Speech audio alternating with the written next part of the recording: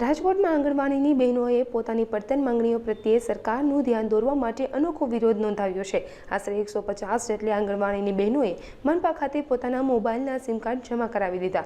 આ બહેનોનો આક્ષેપ છે કે તેઓ લાંબા સમયથી અલગ અલગ અનેક મુદ્દાઓને લઈને સરકારમાં રજૂઆતો કરી રહી છે, છતાં તેમની માંગણીઓ પર કોઈપણ પ્રકારની કાર્યવાહી થઈ નથી। મારું નામ ચાહું ભાવિકાબેન બી, ભારતીય આંગણવાડી કર્મચારી મહાસંઘ સંલગ્ન ભારતીય મજદૂર સંઘમાં ગુજરાત પ્રદેશ મહામંત્રી તરીકેની જવાબદારી। સિમ કાર્ડમાં ખાસ કહી શકાય તો 2018 પછી એક વખત સરકારે મોબાઈલ આપ્યા છે, ત્યાર પછી આજ દિવસ મોબાઈલની રકમ આવી ગયેલી છે, છતાં મોબાઈલ અવારનવાર અમારા સંગઠન તરફથી લેખિતમાં રજૂઆત થઈ છે, મંત્રીશ્રી સાથે, સચિવશ્રી સાથે, કમિશનર સાથે બેઠકો પણ થઈ છે। માત્ર સાંત્વના મળે કે થઈ જશે, પ્રોસેસમાં છે, પણ પ્રોસેસમાં છે તો પ્રોસેસને 7 વર્ષ લાગે ખરા?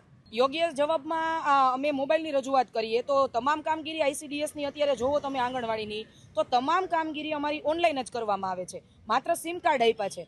જ્યારે 10,000ના માનદ વેતનમાં જે બેન નોકરી કરે છે એની પાસે 2 મોબાઈલ રાખવી એની કોઈ એવી કેપેસિટી નથી એમ, તો સરકારે મોબાઈલ આપવા જોઈએ। અત્યારે આપ જોઈ શકો છો કે આંગણવાડીના ટાઈમ પૂરો કરીને અમારી બહેનો અત્યારે કોર્પોરેશન કચેરી ખાતે હાજર જ છે અને લગભગ 100 થી 150 બહેનો રસ્તામાં છે અને હમણાંના આવો અડધી કલાકની અંદર 150 બહેનો જેવી અહીંયા સિમ કાર્ડ જમા કરાવશે। માંગમાં જો 2 દિવસની અંદર, અને અમે સરકારશ્રીના નિયમ મુજબ 14 દિવસ અગાઉ સરકારશ્રીને જાણ કરેલી છે લેખિતમાં કે ભાઈ અમને આ મોબાઈલ નહીં આપવામાં આવે તો આગામી દિવસોમાં હજી આનાથી વધુ ઉગ્ર આંદોલન થશે અને સંગઠન તરફથી જે પણ અમને મેસેજ મળશે એ કન્વે કરવામાં આવશે।